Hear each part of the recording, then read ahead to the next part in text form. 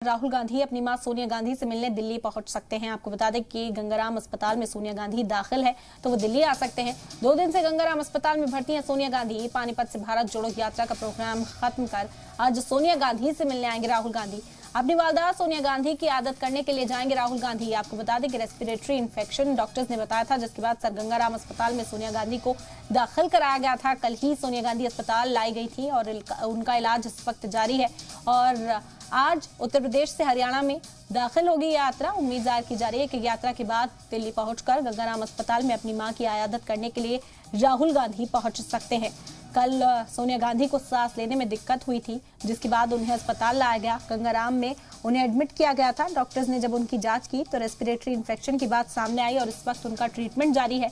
राहुल गांधी आज सोनिया गांधी से मिलने के लिए अस्पताल पहुंच सकते हैं। ये अहम खबर इस वक्त आप तक पहुंचा रहे हैं। आपको बता दें कि राहुल गांधी इस वक्त भारत जोड़ो यात्रा में है।